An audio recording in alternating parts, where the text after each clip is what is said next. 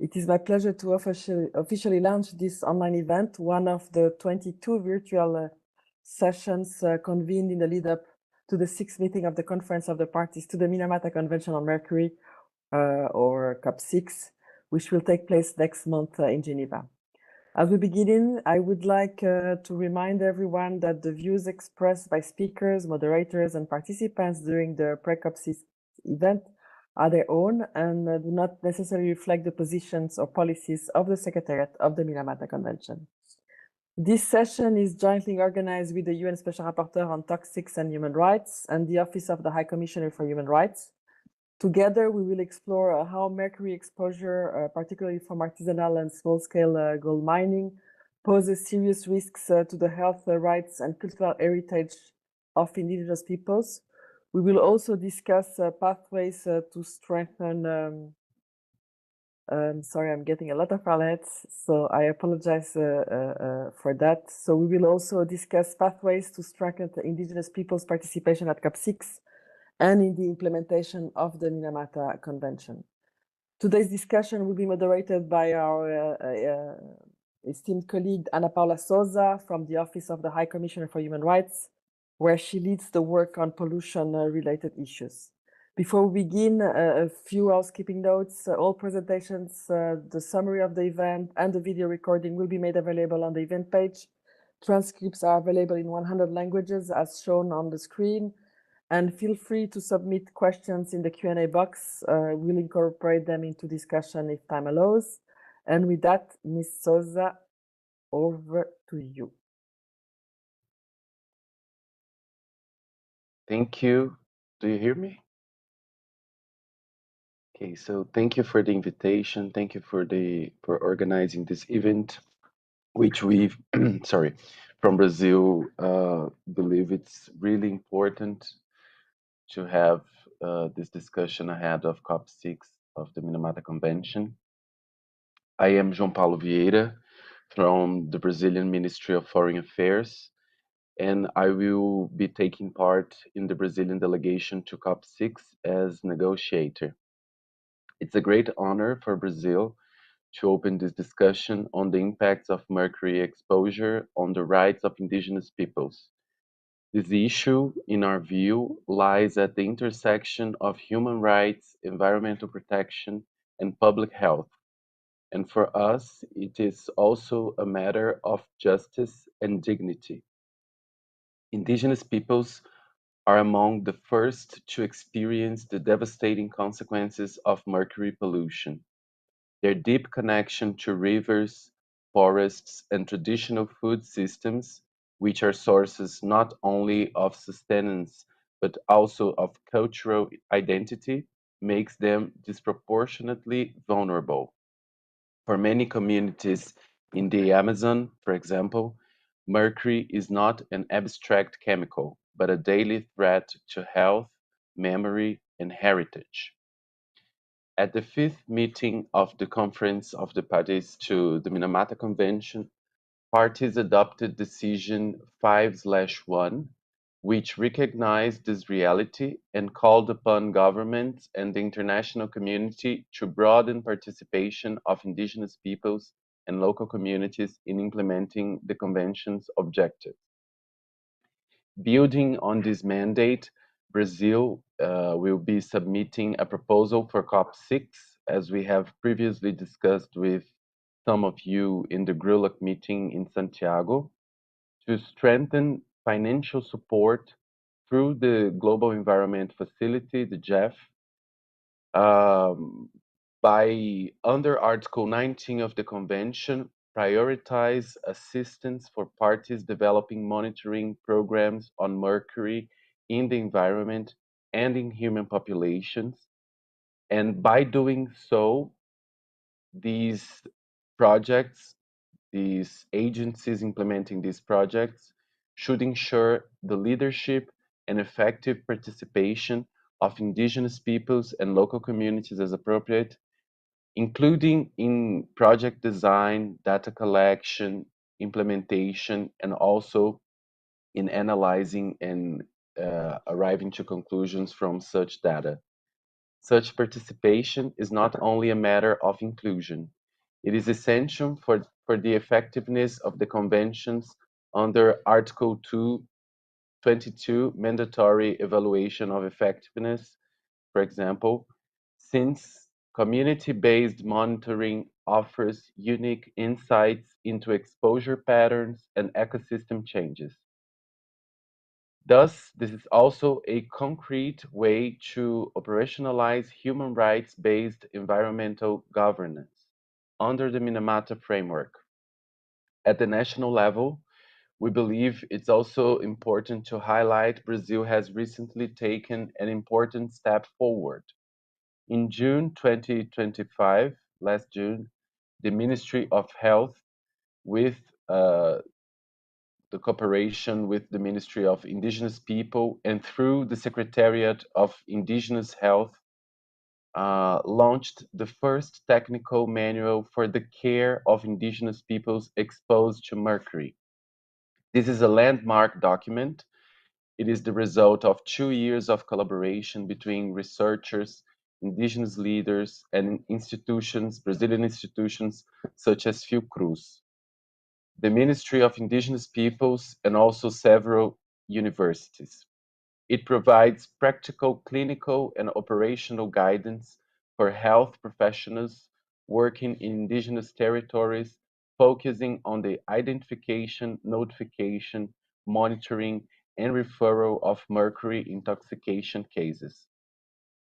What makes this initiative particularly innovative is its intercultural approach. It incorporates traditional knowledge, indigenous peoples' knowledge, promotes training of indigenous health teams, and also will include versions adapted into local languages, such as Yanomami and Munduruku. It represents a tangible expression of what decision of Minamata Convention 5/1 envisions: indigenous leadership, scientific collaboration, and government commitment converging to protect lives. To continue this dialogue, Brazil will organize a side event at COP6 of the Minamata Convention to share experiences from the implementation of this manual and also to provide an opportunity to highlight how integrating community-based evidence into mercury policies can advance both environmental effectiveness and the realization of human rights. Um, Let me conclude by recalling that mercury pollution is not only a technical challenge, it is a moral one. Protecting indigenous peoples from mercury exposure means protecting the roots of human diversity and the future of sustainable development. Brazil remains fully committed to working with all partners to ensure that the Minamata Convention continues to evolve as a tool for justice, inclusion, and respect for the rights of those who have long cared for the planet's most vital ecosystems. Thank you. Thank, thank you very much, João Paulo, for sharing those words, and also like for all the proposal that Brazil is coming to COP6. Very much looking forward to that. We'll take over now from Diana and start moderating this event, starting the discussion. So allow me to, excellencies and friends, to thank you all for joining us here today. For some, a good morning, including for João Paulo, they connected us so early, for those who are in Latin America, but we also have people joining us in Asia, when I should maybe say good evening. These conversations, the truth is that this conversation takes place at a critical moment. The biggest driver of source of mercury emissions is artisanal and small-scale gold mining operations. However, nearly a decade after the Minamata Convention entered into force, mercury pollution continues to inflicting devastating harm on people and ecosystems worldwide. But as we know, the impacts are not evenly shared. As João Paulo just reminded us, indigenous peoples whose lives, cultures, and food systems are deeply intertwined with their lands and waters, bear a disproportionate burden, with widespread and intergenerational consequences, undermining their ability to pass along culture and traditions. The situation is also critical concerning the rights of indigenous peoples in voluntary isolation and initial contact. Let's have no doubt, mercury contamination is a human rights issue. Looking ahead to COP6, parties have a renewed opportunity to integrate human rights considerations across the convention, ensuring that knowledge, priorities, and participation of indigenous peoples inform decisions and implementation processes. We will spend the next hour, or just a little bit less, discussing how this can be achieved. Today's discussions brings together a range of speakers who will reflect on these challenges. We will hear about the human rights gaps that persist within the convention, the lived experiences of indigenous peoples confronting mercury contamination in the Amazon, Africa, and in the Arctic, and lessons from other environmental struggles. I thank all the panelists for joining us.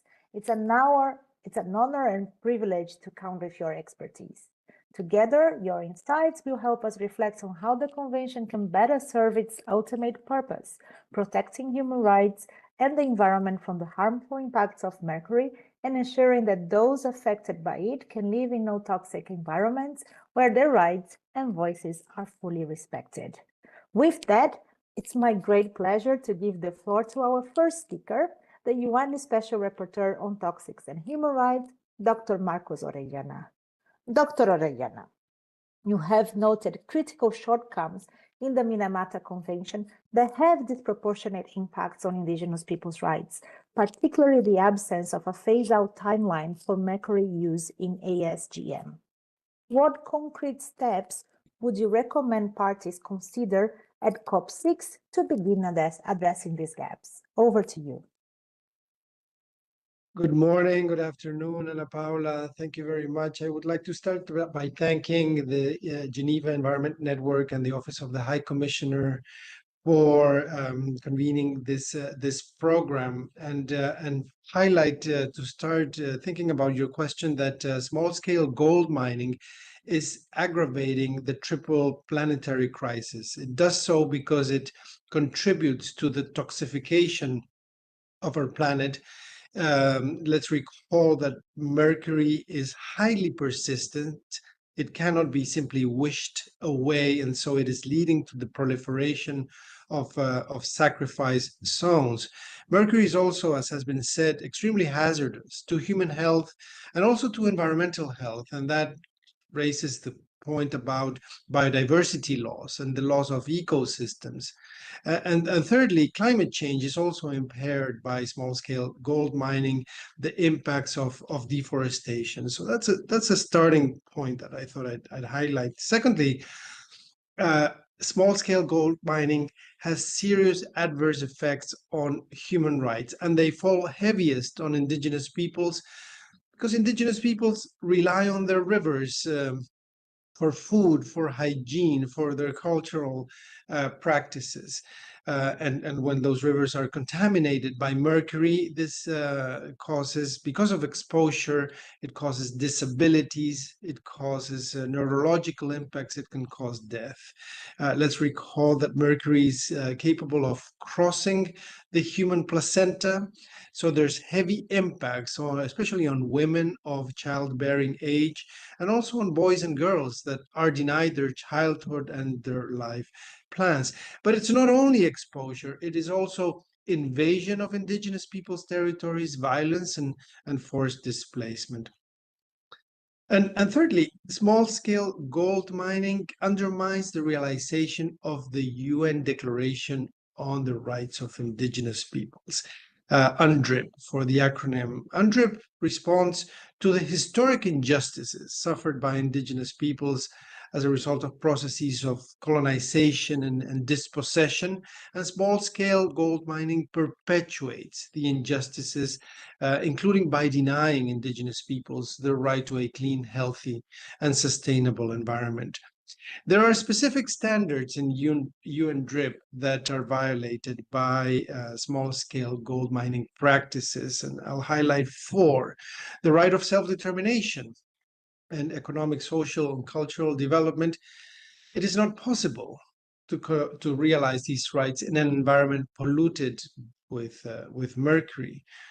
Second, the right not to be dispossessed from their lands, territories, or resources, and also the right not to be forcibly removed from their lands or territories.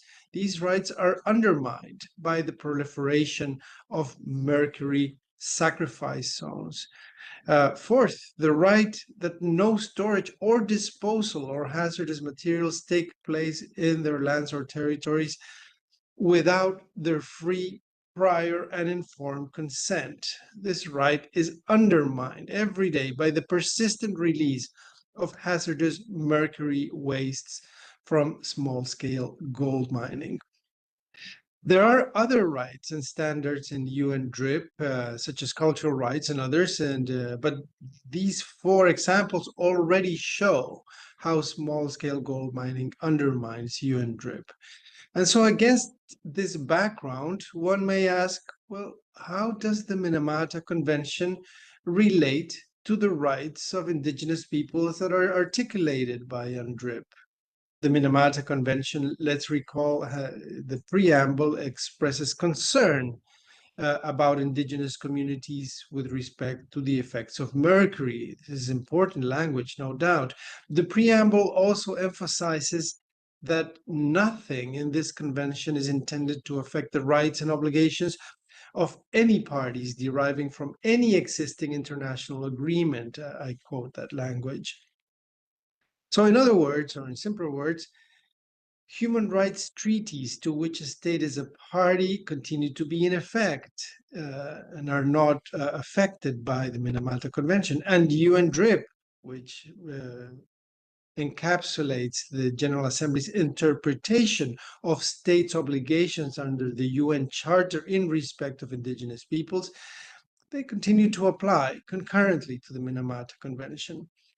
So against this backdrop, one would thus expect that the Minamata Convention would be aligned with UN DRIP. Is that the case? Well, let's examine that by asking the following three questions. Does the Minamata Convention ban small-scale gold mining that releases mercury pollution that affects indigenous peoples' lands and territories? No, it does not.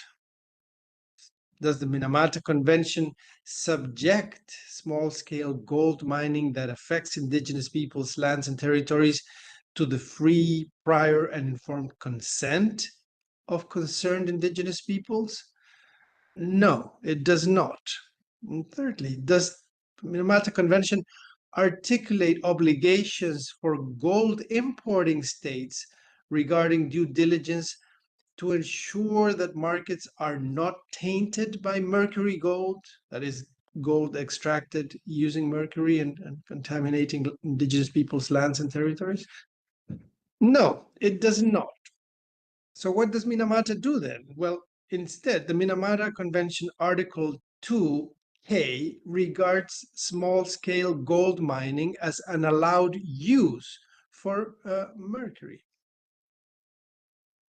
This provision puts significant pressure on the territorial states to control mercury pollution. Now, the territorial states are the states where gold extraction takes place. But territorial states invariably do not have the capacity to control mercury pollution. And also, they often lack the incentive to do so, given the high price of gold. And so the result is serious adverse impacts on the rights of indigenous peoples.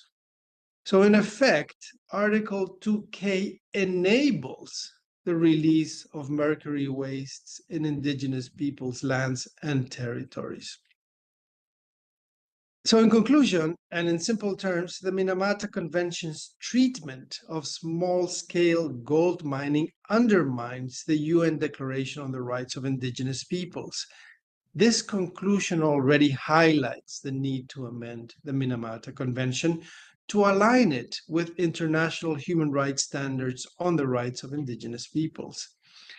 There are other gaps and shortcomings of the Minamata Convention's treatment of small-scale gold mining, which I examined in detail in the thematic report I presented to the UN Human Rights Council in 2022, exactly on mercury and small-scale gold mining. Gaps involving primary mercury mining, international trade in mercury, among others. But at this time, and to conclude, suffice to say that Minamata is a robust agreement. It is working as intended, except on small-scale gold mining, given this gap of design. The gaps are resulting in serious violations and abuses of the rights to life, the right to health, the right to a clean, healthy, and sustainable environment of indigenous peoples worldwide.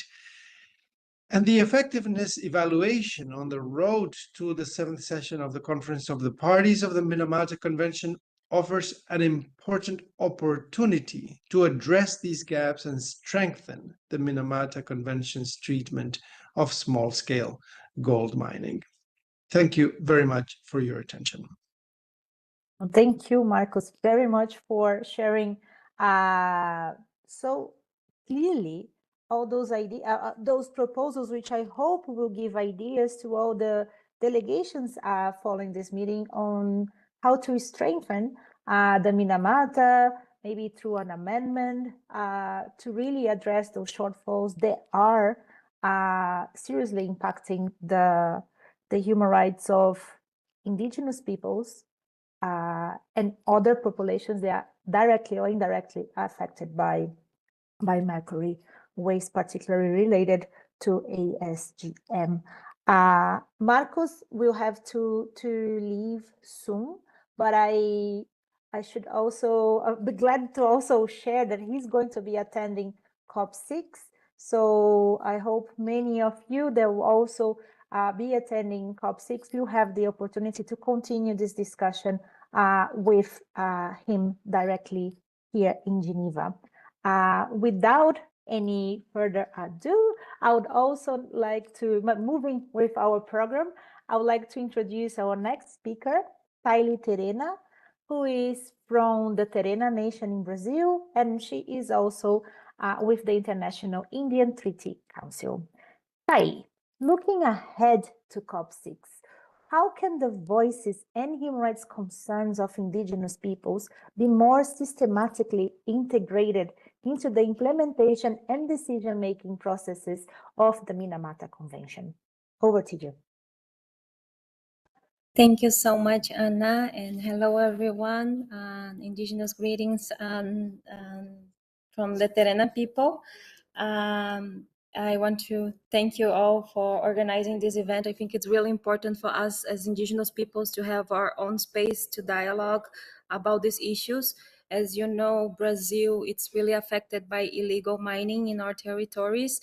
I know the expression says small scale mining, but it's not the reality that we have in the territories. Actually, we see a huge damage of minings inside our territories and outside as well, as the contaminations goes to the river. But I think to touch this issue on how we can integrate more our views and our demands in the Minamata Convention, I want to recognize the resolution that was approved in the last COP. For the first time, we had a specific resolution mentioning the indigenous peoples, but I think it's really important for us to have our own space inside the Minamata Convention. So we have in different UN bodies, the Indigenous Caucus, as we say, Indigenous Peoples Caucus, and in the Minamata, we started with the platform. It's really important, the Indigenous Peoples Platform, but it's really important to respect our inherent collective rights as Indigenous peoples, because we are seeing this in the international level, that there is a confusion and about the space of indigenous peoples being mixed together with other groups, as people are saying local communities, but there is no international definition of who they are. Brazil, we have this really clear, but it's not the same for international levels. And now we are seeing in so many bodies that we are being putting together without consultation. And I really like what the special rapporteur just said, because it's really important to respect our right to the free, prior, informed consent. So how we want to be part of this process. And this is really important to respect. So I really looking forward to this COP6, that we're going to have this space for us. And it's important to say that it's by us, for us. So I'm seeing that each COP, not each year, each COP, the number of indigenous peoples is increasing. And this is really important. So I think this is important thing for our allies to support that indigenous peoples go to these international spaces and speak for themselves. Unfortunately, the Minamata Convention, as other international bodies, they only speak English. So I want to talk about also the language justice. For example, for many relatives from Brazil that are impacted by the mine companies, they cannot understand the negotiations, one, for the technical language, but second, because of the limitation of the language. So we cannot have the clear information, we cannot have the dialogues directly, and it's really important that we can speak for ourselves in these spaces, because the colonization is still going on, but we now have the technology, we now have the resources, and I want to push that, especially now we're going to have many youths also attending the Minamata. So I want to recognize this partnership that people did with the Global Indigenous Caucus, Youth Caucus, because it's also important to integrate the youth in these spaces to see and listen to our perspective. I'm looking to my notes. I do old school, even though that I'm youth. I want to also to mention that even though that we had an agenda that was approved at in the last COP about indigenous peoples, it's also important to say that the contamination of mercury is not only happening through the small scale mining. It's also happening to other ways, like, for example, the amalgam in our teeth. So teeth odontological treatments is also affecting us, maybe in not the same impact, but it's important to say, because not many relatives are aware of this information and are being contaminated without knowing about this medical treatment. And in Brazil, we're still using this amalgam in treatments for indigenous peoples, and we are being contaminated without knowing. Other part that I think it's important for us to reflect is not only how indigenous peoples will be at COP30, but how indigenous peoples' voice and perspective are being considered in the National Action Plan that countries needs to present.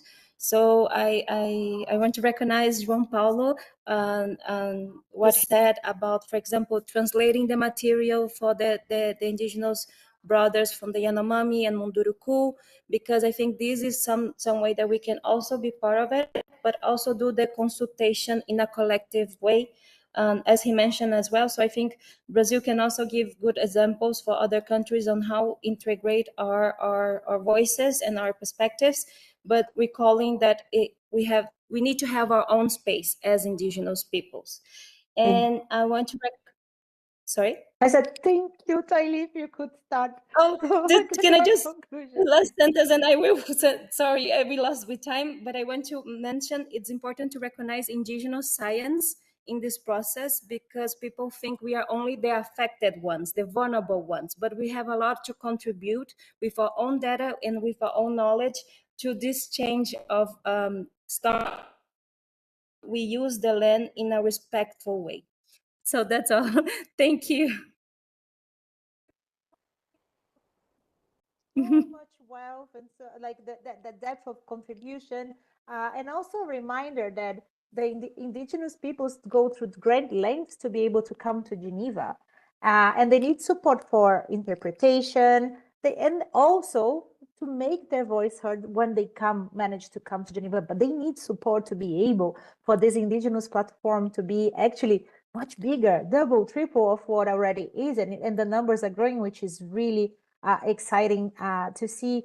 Thank you also for mentioning that important distinction of between indigenous peoples and local communities as two distinct groups: indigenous peoples, rights, UN DRIP, local communities.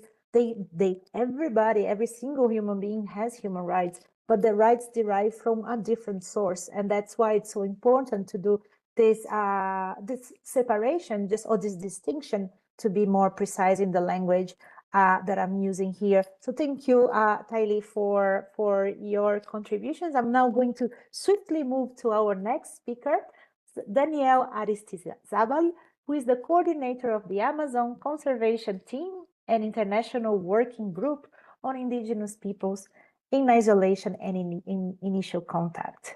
Danielle, your work in Colombia as a member of the International Working Group has focused on strengthening protection of indigenous peoples in voluntary isolation and initial contact.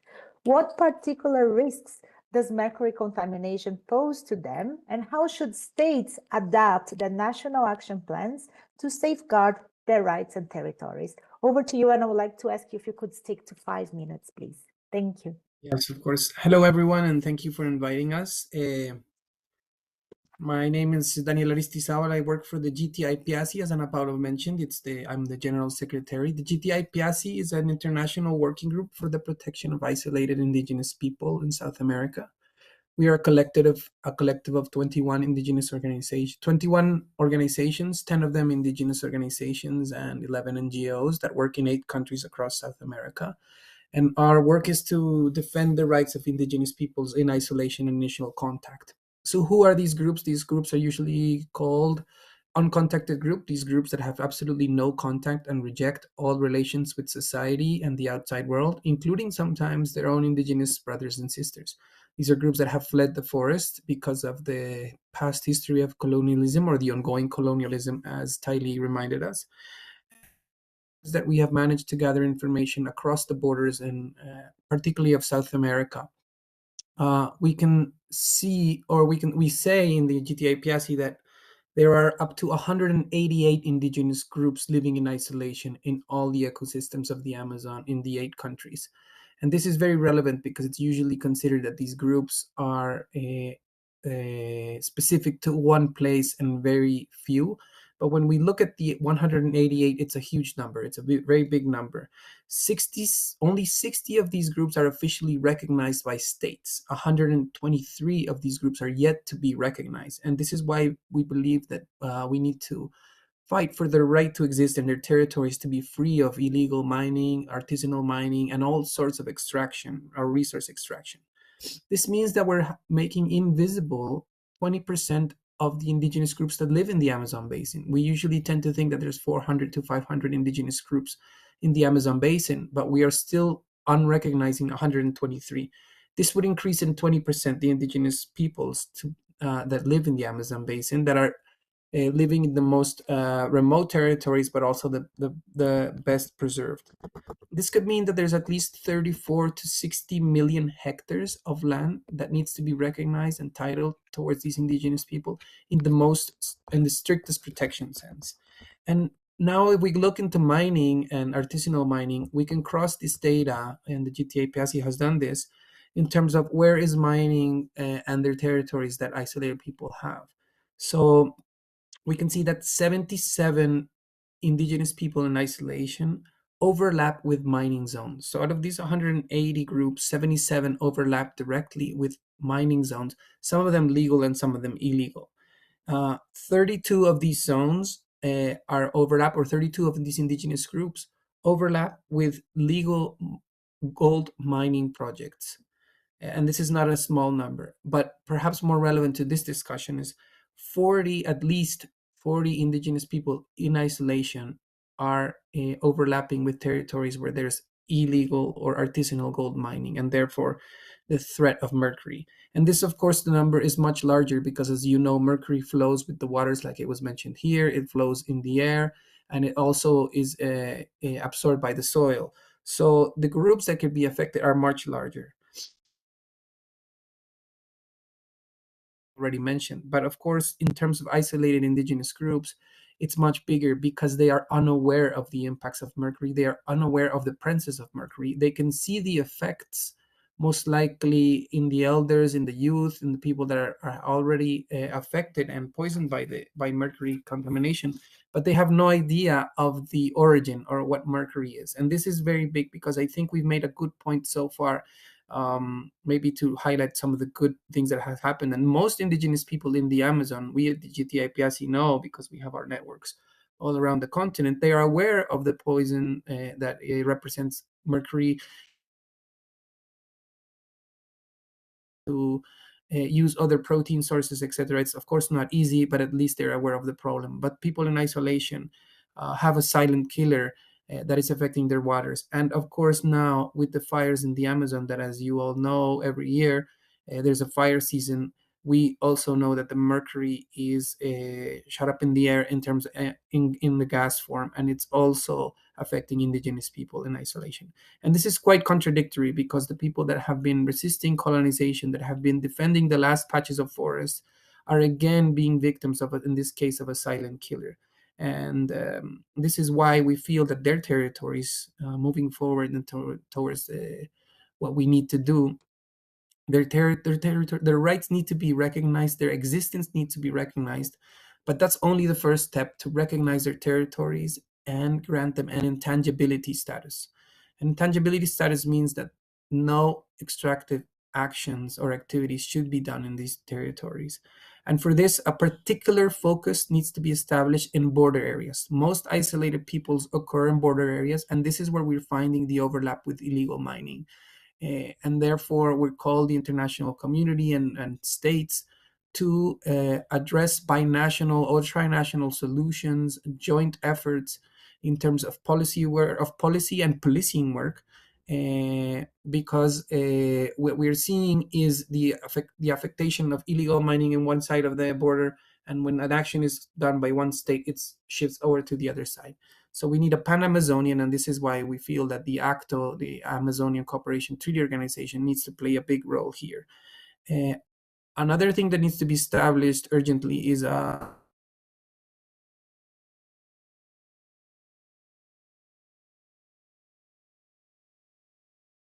and gold products and illegal mining in indigenous territories, particularly with a bigger emphasis on isolated groups.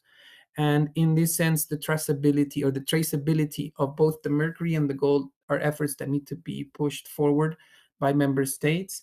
And we feel that, like it was mentioned here by the special rapporteur, the traceability of mercury, the mercury inputs that are required for this mining need to be stronger controlled. And we need to understand that this is a global phenomenon. So therefore, our last recommendation is to focus particularly on the demand. Not only the demand of mercury, but we as an international community, international civil society, needs to be aware of the ethical consequences of the consumption of gold, of the ethical consequences of the speculation on gold, and of the and establish an important campaign towards establishing ethical procedures to produce, commercialize, import, and export gold, and an ethical imperative on the consumption of the commodity. Thank you very much. Thank you so much, Danielle.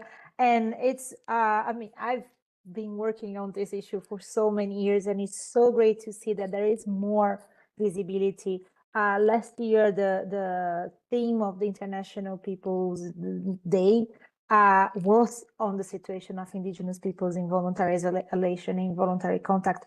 And also now the Human Rights Council session that just wrapped up, the resolution on indigenous peoples included reference to the situation of indigenous peoples in voluntary isolation, initial contact. And as we know, they cannot, they can, the self-determination respecting, that means that they cannot have their voices heard. So all we can do is to protect that and ensure that self-determination of remaining uncontacted is respected. So thank you so much. This is so important. I really hope that at Minamata, those considerations are also going to make their way through the decisions that will be adopted. I'm now going to move into our next speaker, Legborse Saro Piagbara, who is the president of the Movement for the Survival of the Ogoni.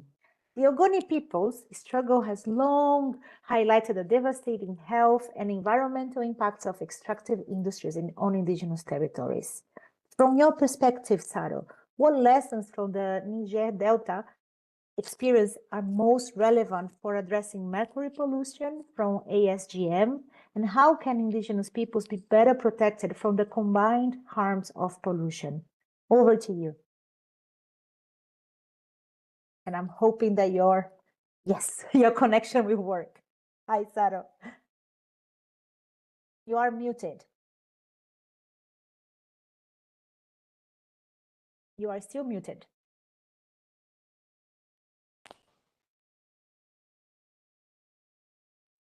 Hello?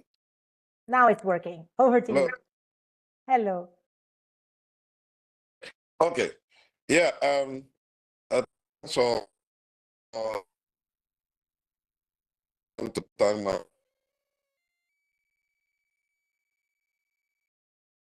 I haven't been able to follow through the discussion because of the very poor network I've had here. They said it's better late than never. And I think that the discussion about mercury pollution is something very, very considering the growth of artisanal, but also in other heavy metal exploitation. I think it's quite apt, and a collective and our universal action and this whole crisis. From our perspective, we're going to have been in a very long struggle against the extractive industry.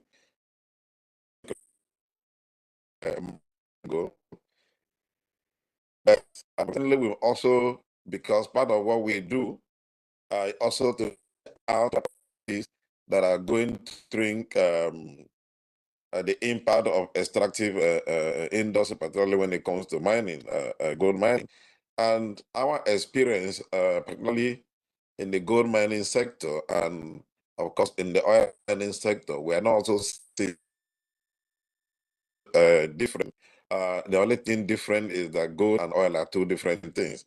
But in terms of the impact of the usage of mercury in gold mining, and of course, is also what in the oil sector. Even though mercury is not used in oil extraction, the truth is that there is mercury release in oil extraction, particularly when it comes to area communities, particularly in the Ogoni area where gas was being flared.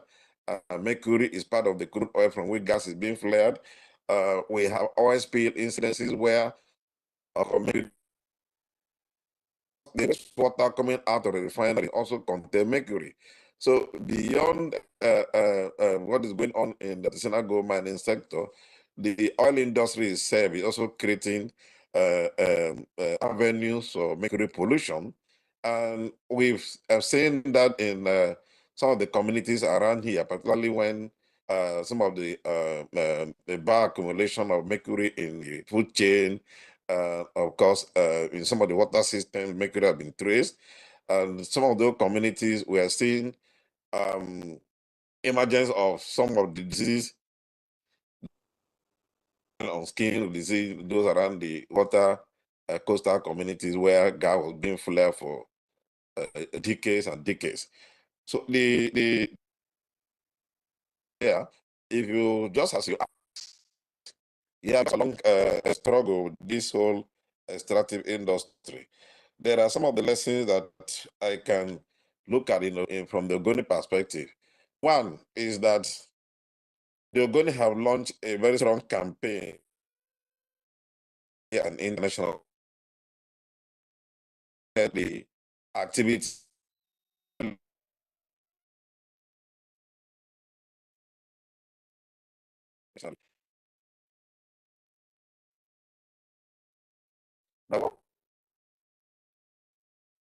Both multiple avenues within the youth system, see how we transport environmental within the context of human rights framework that have made us to use the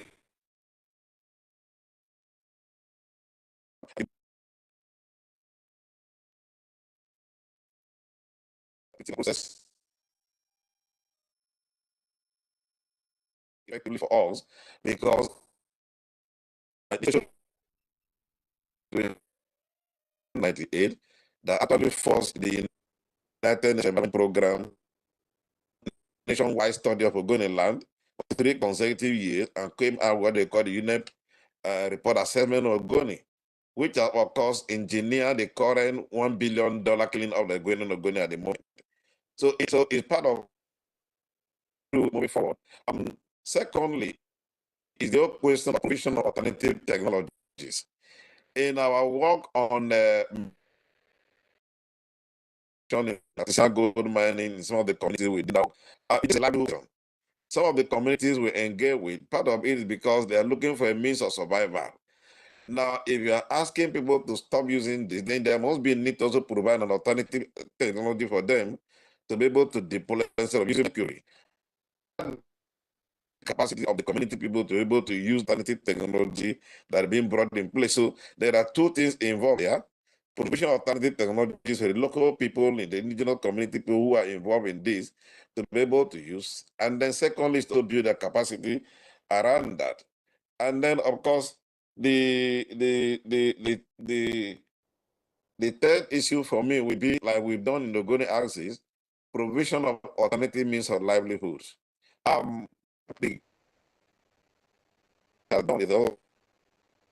It just around, and most of the people that were involved have been moved into the clean up and remediation process, which are absorbed in terms of providing alternative means of livelihood for them to be able to continue with their normal lives. But by and large, I think particularly in this era of climate change, I think that the campaign that last week I mentioned, the campaign against mercury use and the emphasis of the use of gold, and also the emphasis on the use of fossil fuel, are the part of the campaign moving forward. Because if we are moving to a low carbon economy, we're moving to a period where we climate free economy, then of course we must also address the question of over dependence on fossil fuel, over dependence on some of these metals, particularly the gold and the rest, that are destroying nature.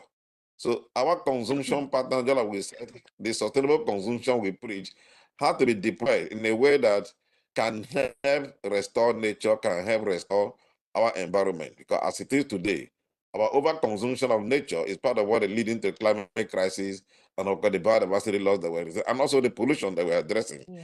So I think that based on the experience had in Ogoni, building community resilience, building community in a way that community can stand up against some of this. Because what we did in Ogoni was to do what both horizontal and vertical mobilization, which encourage and ensure that the oil industry were held to account at the point she had to move out of land. We still deal with the Thank you. Thank you so much, Saro. Thank you so much, Saro. I think like the ending of your presentation is also coinciding with you breaking the connection. So but I thank you very much for those of them for coming with very concrete, I mean, drawing from all the experiences, and we know like decades of experience working on this oil spills in Ogoni land.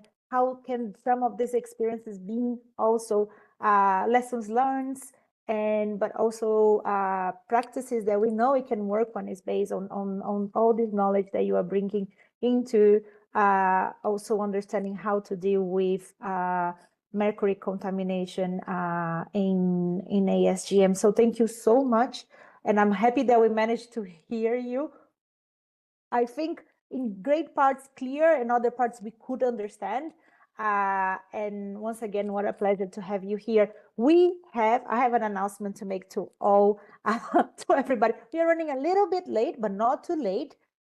We still have 3 speakers, and so let's crack on with the program. The next speaker is Sarah Osvik, who is the International Chair of the Inuit Circumpolar Council.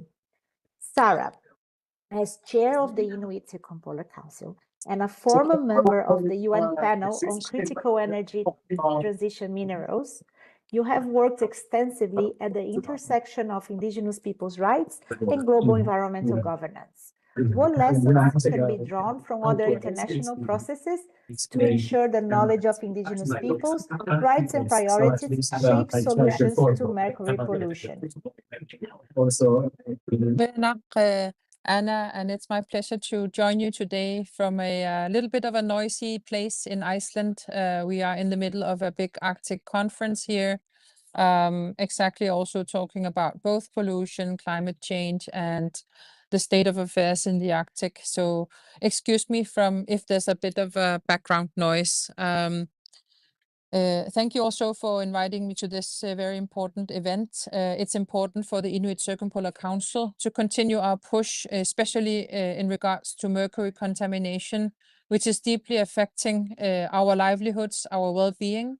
We as Inuit live across the Arctic in homelands that make up much more than a third of the combined Arctic coastal areas. If you look at the circumpolar Arctic from Kalaallit Nunaat, Greenland, Canada, Alaska, and Chukotka, Russia.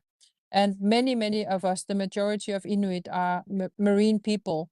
So we are fully dependent on a healthy marine environment to continue not only our traditional livelihoods from hunting seals and whales and eating fish, but also in terms of developing new economies that we have been doing continuously for decades, and sustaining our communities from resources from the waters and the seas around us. So combating mercury contamination is something that has been a very high priority for Inuit Circumpolar Council for a long time. And the mercury contamination that comes into the Arctic, in the same way that we see plastics contamination coming into the Arctic and other forms of pollution, such as persistent organic pollutants, unfortunately ends up in the Arctic as if the Arctic was sink for these contaminants. So a continued push to ensure that the world acts on the mercury contamination is extremely important for Inuit and for Arctic peoples in general. Unfortunately, the Minamata Convention, as we are discussing today, does lack recognition of Indigenous peoples as distinct rights holders, and also lacks clear provisions that implement the UN Declaration on the Rights of Indigenous Peoples, as well as other UN documents that have been developed both in a long time ago, but also recently. For example, of course, the UN General Assembly resolution from July 2022, recognizing the right to a clean, healthy, and sustainable environment as a human right. The Rio Declaration, if we go back to that, has the most important provisions that we should all be basing our continued work on. Of course, that human beings are entitled to a healthy and productive life in harmony with nature. And of course, also that the right to development must be fulfilled to equitably meet developmental and environmental needs of present and future generations. And I think that there are important provisions of the Rio Declaration that we have to revisit in improving our work on mercury contamination through the Minamata Convention. It was a deeply concerning, it was very deeply concerning for the Inuit Circumpolar Council to read Marcos Aureliana's report on artisanal small-scale gold mining and the impacts on Indigenous peoples. And we are closely working with our Indigenous relatives from the Amazon on this issue. We had a knowledge lab on this topic at the last COP, and we will have one at the coming COP. And we want to point out how the Amazon and the Arctic are interconnected on the issue of mercury. ASGM is currently the biggest global source of mercury emissions. And ultimately, as I've been saying, it is deposited in the Arctic and causing high levels in our traditional foods. So this is an example of how indigenous peoples in the Amazon and in the Arctic are amongst the highest exposed populations globally, and why we have to work together globally through multilateral processes to address contamination such as the mercury contamination. It is definitely important, as we are doing now, to note that the Minamata Convention has a very weak provision and no legally binding targets of eliminating mercury use in ASGM, although, as said, ASGM is one of the highest sources of the pollution. But rather than looking for good examples of other international processes, this time I think it's important to listen to indigenous people's input and to set up a process that works for the Minamata Convention and its specific context. Each treaty is different, and so far we actually don't see any examples of the treaties we have on combating environmental pollution that sufficiently address indigenous people's needs and rights. So we need to work collaboratively to continue setting the bar higher in the full implementation of the interconnected and indivisible human rights of indigenous peoples, as affirmed in the UN Declaration on the Rights of Indigenous Peoples and across other existing instruments. What we do like about the Minamata Convention is that it's a very inclusive, it includes a very inclusive process where we can intervene and participate in expert groups in the role as observers, for example, in the open-ended science group and the effectiveness evaluation group.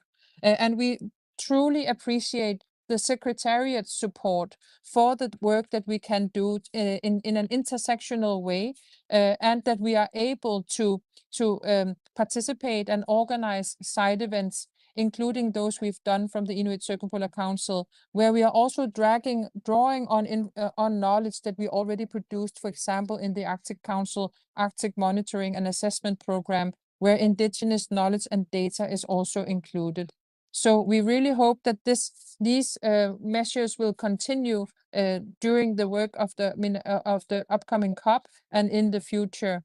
And lastly, I would like to also underscore the importance of undertaking assessments of the human rights impacts of mercury contamination during and under the technical evaluations of this convention. And this needs to happen in a full and effective participation of indigenous peoples, so that we are fully informing these processes on the effects of the contamination to our peoples and our well-being across the different regions. So I'll end here, and I see you have your camera on. Goeienacht, Anna. Thank you so much, Sarah. As always, I love listening to what you always have to share. It is so on point. Yes, the bar must be higher, and I thank you for bringing concrete examples on how this should be done. Start by implementing the provisions of the UN Declaration on the Rights of Indigenous Peoples, which is also a similar recommendation that our first speaker, the Special Rapporteur, has also mentioned in relation to the same instrument. And I hope we will see you here at COP6. I must say as well that one of the nicest thing that I participated during COP5 was this knowledge lab between an exchange of indigenous people's knowledge concerning mercury contamination from the Arctic to the Amazon. And I hope that we are going to have to see a lot more of those exchange, but also calling on states that are here following this event to support such initiatives. Those initiatives they need resources. People need to fly to go from one place to another, so they can not only exchange this experiences while they are meeting in Geneva or somewhere face to face or online, but they can actually visit each other's territories to understand how those responses to mercury emissions and contamination, more broadly speaking, has been found. But in each, we adapted. People are very good in adapting to situations, and indigenous peoples have been doing this for millennia. Apologies for digressing. Our next speaker is our dear friend, Yuyum Ismawati, who is the Senior Advisor, co-founder of the Nexus for Health, Environment and Development Foundation, Nexus 3, and the co-chair of the International Pollutants Elimination Network, IPEN. Yuyum, you have worked extensively on health impacts of mercury and in artisanal and small-scale gold mining. From your perspective, what are the most urgent matters to be addressed at Minamata 6 to protect indigenous peoples, as well as local communities from mercury exposure? Over to you. Thank you so much, Anna, and also Geneva Environmental Network for organizing this webinar. And thank you for all speakers that speak before me. That's really provided the strong umbrella of why we have to discuss this more seriously at COP6. Yes, just please next. That view is the common view in ASGM hotspots. Next, please. You can skip the next slide. Yeah, this is just to introduce IPEN network. We are the network of more than 600 NGOs in 131 countries. Some of them, half of them, coming from the countries with artisanal small-scale gold mining. So next, please. Before answering your questions, I would like to present some of the background information that has been compiled and conducted research by so many researchers all over the world. One of it is this one conducted by Neil Basu et al. In 2023. They looking at the evolutions of mercury exposures to human health. And from their study, they identified several groups of populations that are prone or high risk to mercury exposures and its compounds. And indigenous peoples and communities who live around ASGM, that's include indigenous peoples, are the highest groups that got exposed to mercury. And we cannot accept this, and it has to be reduced significantly, and collaborative efforts need to be done, strengthened by law enforcement. So actually for mercury and heavy metals, there is no safe level of exposure. So as much as possible, we have to reduce the exposures to the safe level. Next slide, please. And Biodiversity Research Institute conducted studies in 7 countries, including my country, Indonesia, to map out the ecosystem sensitivity mapping. So most countries that been looked at this study have a high biodiversity richness. So you can see Angola, Zambia, Tanzania, Gabon, Ecuador, Brazil, Colombia, Indonesia. So those are biodiversity rich countries, but also ASGM countries.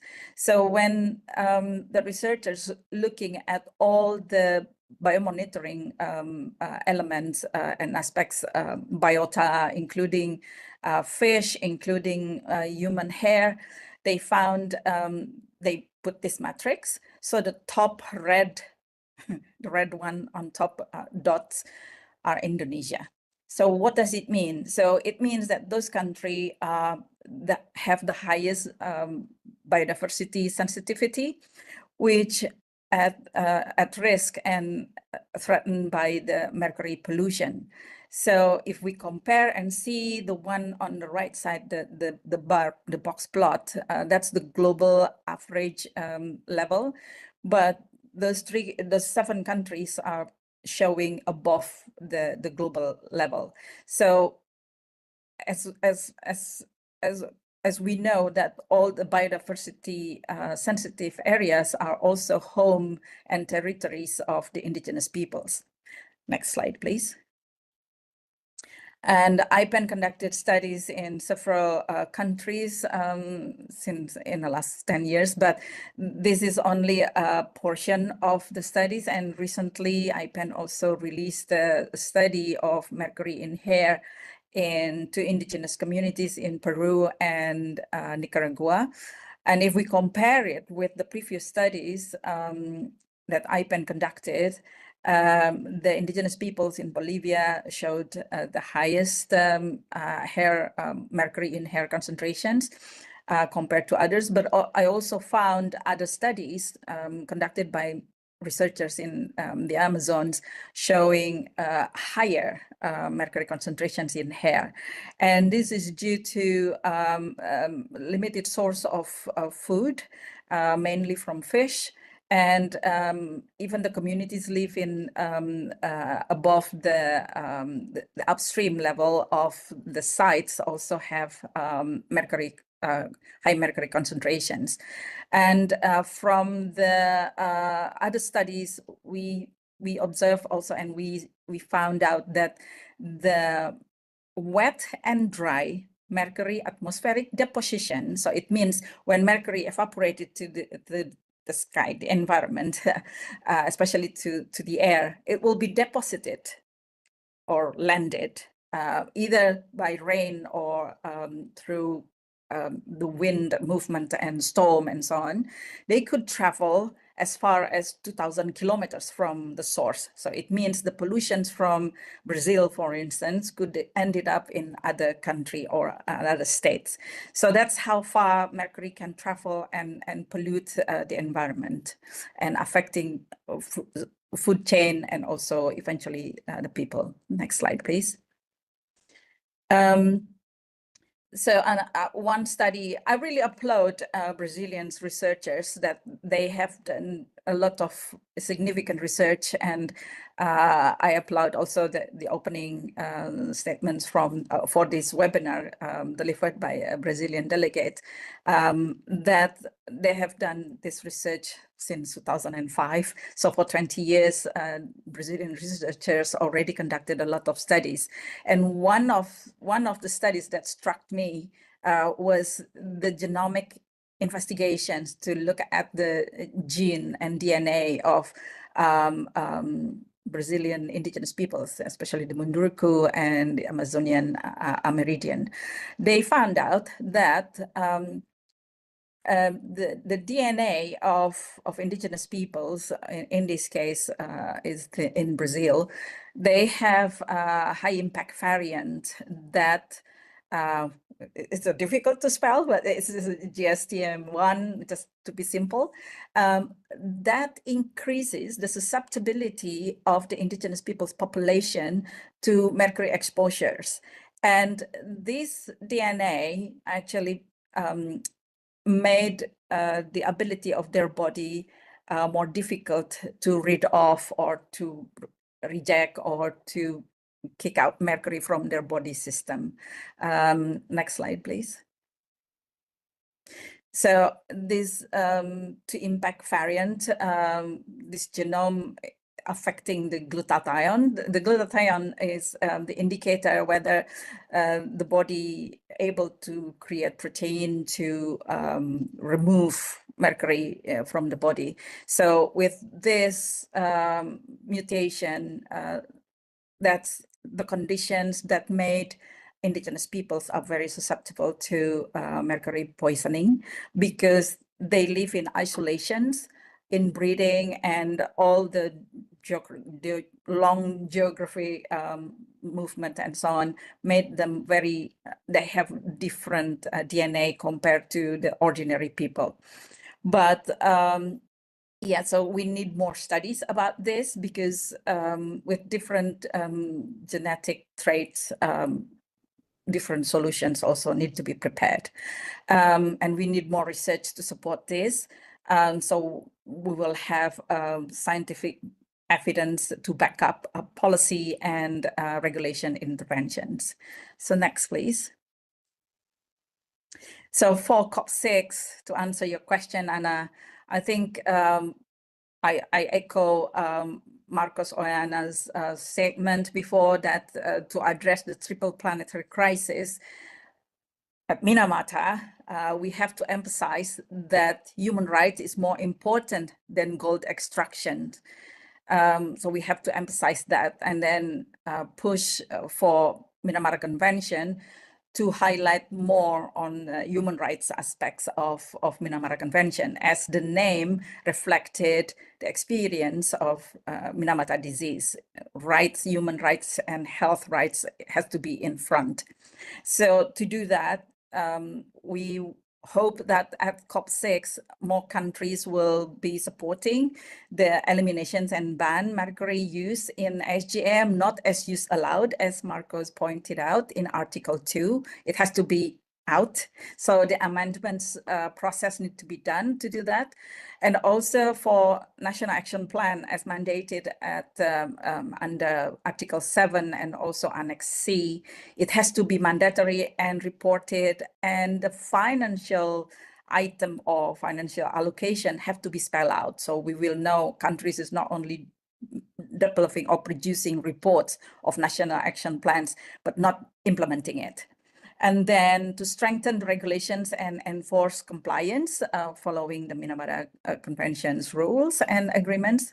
And then capacity buildings for health sectors are very important, especially to identify, to have early screening of mercury poisoning and treatment. So this is not only very critical for indigenous peoples in ASGM areas, but also in the general populations. Many people nowadays have immune system, what you call it, it's a compromised immune system. And those groups are also considered as vulnerable groups that need to be protected and supported. So lastly, we need to have a comprehensive monitoring programs to measure how far mercury in the environment already spread out. As the map previously that I showed, that the biodiversity sensitive areas have high potential risk of mercury pollution and contaminations. So thank you so much. I hope that we can continue these discussions at COP6 through several events. I understand a lot of knowledge management, sorry, what do you call it? Knowledge lab. Lab, yeah, it's not knowledge management, but yeah, we have to manage the knowledge. And we will have it also, our discussions on Tuesday, if you allow me to inform this. We are going to have knowledge lab discussions also on Tuesday evening, on the 4th of November, to discuss further how we can strengthen the health aspects of Minamata Convention. So thank you so much. Return to you, Anna. Thank you for announcing the knowledge lab, because I was going to do that. And I think you did shorter than I was going to say. It's on Tuesday, the 5th November, and we will be sharing details shortly. And we hope that all the delegates that have been following and all the people that will come, observers that will come to COP6, join us. Because the reason we are doing a knowledge lab focusing on Article 16 of the Minamata Convention is exactly because of all the things that have been, all the issues that have been highlighted by you and the previous speakers about the impacts of mercury poisoning that has reached such severe cases in some countries. And we know that this comes with irreversible health damage. We know that leaves children with low life expectancy and permanent disabilities. And yet we see no healthcare systems, project, or donors interested in finding the solutions to address that. So join us on the 5th of November. And our last speaker, and I must also apologize for having been so bad in timekeeping, but I don't know about you, but I have been so, interested in all this information that have been shared that I could not dare cutting anyone short. I actually wanted to hear more from every speaker that have spoken so far. So, but our last speaker is Richard Gutierrez, who is the Program Management Officer of the Minamata Convention on Mercury. Richard, the Secretariat will soon release guidance on Indigenous peoples' engagement in ASGM National Action Plans. Could you share with us the main objectives of this guidance and how it's expected to support parties in ensuring meaningful participation and protection of Indigenous peoples' rights? Over to you. And thank you for your patience. Well, thank you so much. Excuse me. Thank you so much, Anna. And good day, good evening to everyone who's listening, or at least who are still online and listening. I just wanted to have a quick check. How much time do I have left? I know we're over time, so I can properly manage. I think we are over time. If you can have still your 5 minutes, that would be fine. That would be great. I will do my best. So before I begin, let me thank the organizers of the event, the UN Special Rapporteur on Toxics and Human Rights, the Office of the High Commissioner for Human Rights, and the Geneva Environment Network for organizing this event and inviting us to participate. It's such an honor for us to be here and also to share with you our knowledge for the upcoming COP and also work by the convention in addressing sort of and further engaging Indigenous peoples, especially on the issue of program implementation of the convention. But before I dive into the question that you've asked me, let me just quickly introduce the Minamata Convention for those who are listening and are not familiar with it. So we are the youngest convention among the chemicals and waste family, if you will, of multilateral environmental agreements. We're coming into our 8th year, and I'm heartened to hear from Marcos in his earlier intervention to say that that the convention is working, but there are gaps. And I think it's high praise for the parties when you look at it, that for such a young convention, there is progress in addressing mercury added products, progress in processes, major processes that use a lot of mercury, which have been eliminated, etc. So there's progress, but what is this progress all about, and how is it what's the structure of it? And I think it's important to understand that one of the things, the benefit of being one of the youngest multilateral environmental agreements on chemicals and waste is that when the negotiators looked at and how to approach mercury as a single element for a convention, one of the things that they tried to do was to leapfrog issues that plagued other conventions. And a key thing here is to understand that the approach taken for mercury is to manage the full life cycle, from the extraction from primary mercury mining all the way to the disposal and recycling of mercury. And not to mention including provisions on contaminated sites, public health, information exchange, and other provision that supports parties. So I think this is a very as we look into the question of how the convention is working towards sort of addressing engagement of Indigenous peoples, but also in some of the issues particularly raised on artisanal small-scale gold mining. Previous speakers have correctly pointed out it's a big problem. And I think one of the biggest problem we have, and I think it was Danielle who mentioned it, is the price of gold. When the convention was negotiated, we were negotiating, the price of gold was $1,100 US per troy ounce, or spot price. Now gold has reached an historic high. It has gone beyond expectations, hitting 4,000 per troy ounce. So one of the clear things, and this is also highlighted by Marcos, is that we do recognize, and I think the parties are able to recognize that there is a difference. There is a huge difference in context in which, wherein the initial work on the convention was done in terms of gold price and where it is now. And I say that because, as many of the speakers ahead of me said, we are at a critical point. We are at a critical point at COP6 because there are several things that that we need to look at that has great impact on Indigenous peoples.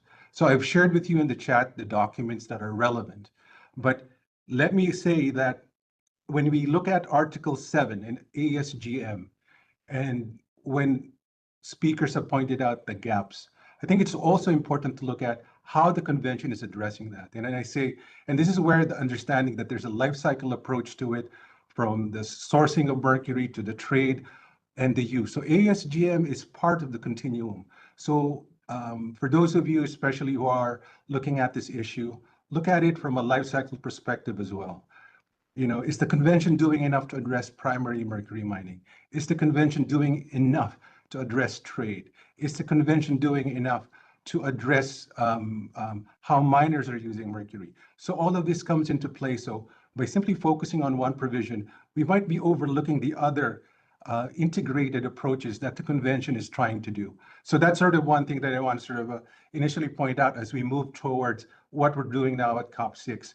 Because when you look at ASGM and when you look at engagement of Indigenous peoples, the critical flexion point is actually the National Action Plan.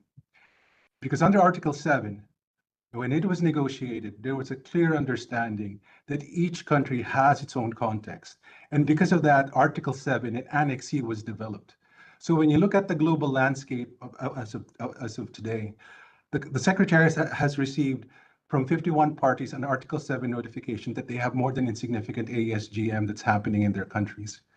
And 35 have submitted their national action plans.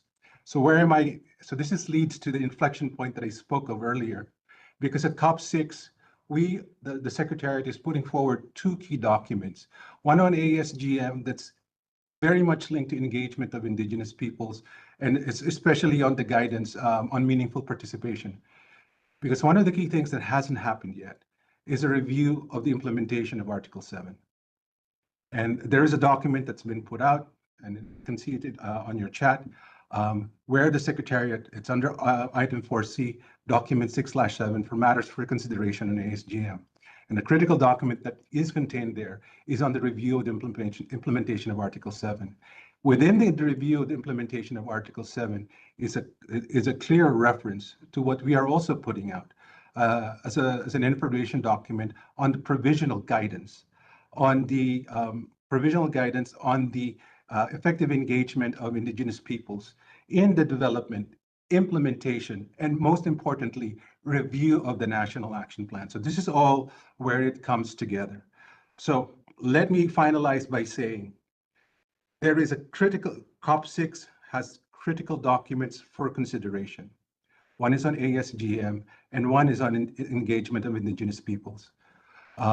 We have put forward a proposal for the creation of an ad hoc interim group to support further engagement and guide the Secretariat on how to move forward with the engagement of Indigenous peoples. I'm also happy to say that through the intersessional period, the Secretariat has been working to get support for Indigenous participants, and through the help and support of the Finnish government, the Global Environment Facility, and collaboration with the Chemicals and Waste Youth Platform, we're able to manage to support at least 6 Indigenous representatives to join the COP6, and that effort will continue. And I hope that the voices that are here ring loud at COP6 help the convention grow, hopefully in the right direction, and be more responsive to the needs of Indigenous peoples, as well as the community that lies around the Indigenous community. So I end my talk there. Back to you, Ana Paula. Thank you very much for listening. No, thank you so much, Adamus. I would also like to show the appreciation for this excellent collaboration that we have with the Secretary of the Minamata Convention. You guys are great, and you're doing some wonderful work, and it's so important, this effort to bring more Indigenous peoples to the COP and to make space for them in the different spaces available within COP6. So we hope that this collaboration will just get stronger and stronger, as it already is looking like. We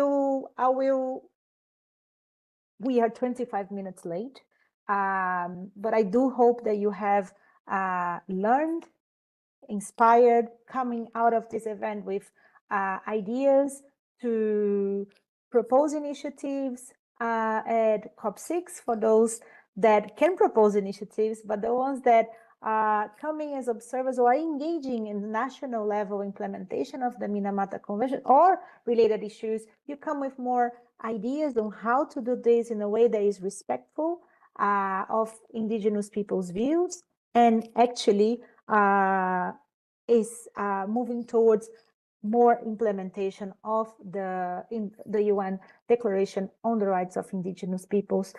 Thank you all for joining. This event is also going to be on YouTube of the Geneva Environment Network channel. So please share widely. And I've left a note on the chat with my email address and the email address of another of Sophia, who also works with us at OHR. Reach out. We look forward to meeting as many of you at COP6, and please join the Knowledge Lab on the 5th of November. With that, I'm not even sure if Diana is still connected, but if there is anyone from the Geneva Environment Network online, please, the floor is yours for the closing. Thank you very much. And it's now my pleasure to invite you all to a special Minamata COP6 event that will take place on the eve of the opening of the Conference of the Parties on Sunday, 2 November. The event will feature a discussion with key personalities such as Rolex National Geographic Explorer Fernando Trujillo and Eileen Miyoko-Smith. And the special event will be followed by a free screening of the documentary Amazon, The New Minamata, which reveals how mercury contamination threatens the inhabitants of the Amazon. So I encourage you all to register and join us for this incredible opportunity. All the information about registering and on the event can be found in the link shared in the chat. So thank you all for joining us today and wishing you all a great rest of the day. Thank you.